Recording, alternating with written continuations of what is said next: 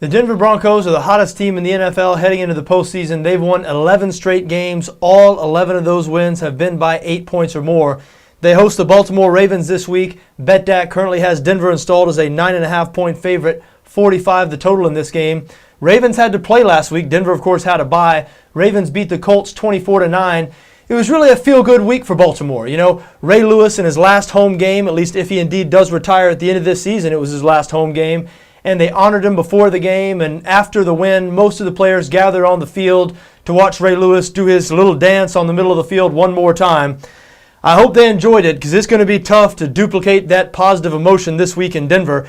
And if this is the last game in Ray Lewis's illustrious career, isn't it fitting? I guess from Lewis's perspective it'd be bitter, but isn't it fitting that it's going to come against Peyton Manning? Because if not for Peyton Manning, Ray Lewis and the Baltimore Ravens would have a couple of more Super Bowl rings than they have now. Manning has just tormented this team throughout the last decade, really. 7-0 against the spread the last 7 times he's faced Baltimore. Of course, all of those games has been when he was a member of the Indianapolis Colts.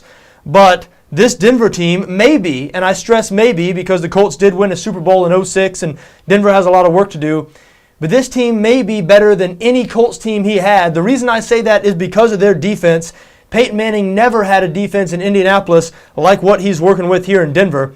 The Broncos second in the NFL in total defense, meaning yards per game, and there really is no discernible weakness. They're third both against the rush and the pass. So to me, that's big trouble for the Baltimore offense. Baltimore is very average on offense. Their best player, Ray Rice, and I think what they're going to try to do in this game is establish Ray Rice in that running game. Rice did have some fumble problems last week, so he really split the carries with Bernard Pierce, who's a very capable backup.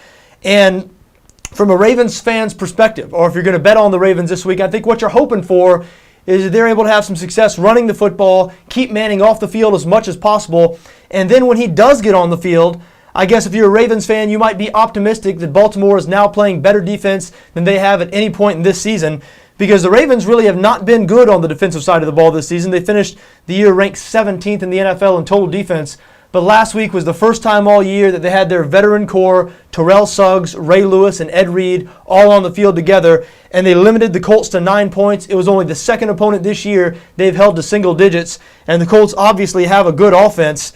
So I guess there's your hope, Baltimore. Your hope is that now they're finally playing the type of defense you expected them to be playing heading into the year, and you're hoping they're going to be able to run the football and control the time possession a little bit in this game.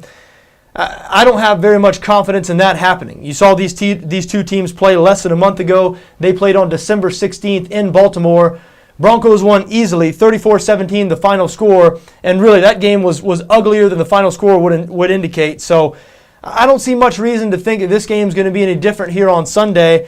I know Ray Lewis is back. No doubt that'll provide an emotional lift as well as an on-the-field lift. Lewis led the Ravens in tackles last week, but we talked about Peyton Manning's success against Ray Lewis and these Ravens defenses, even the great Ravens defenses, and Manning has this Denver offense humming this year, second in the NFL in points per game. They're averaging 30 points per game, and even though 9.5 is a big number here, and it's tough to lay a number like that in a playoff game, you know, the Broncos are no stranger to covering numbers like this. They've covered their last 4 games in a row, and 3 of those 4 games they have had to cover a double-digit number. They've been favored by 10 or more. So it feels like business as usual to Denver for me. I'm afraid for Ray Lewis this might be the end of his NFL career here on Saturday. I like Denver, and I like him to cover the 9.5.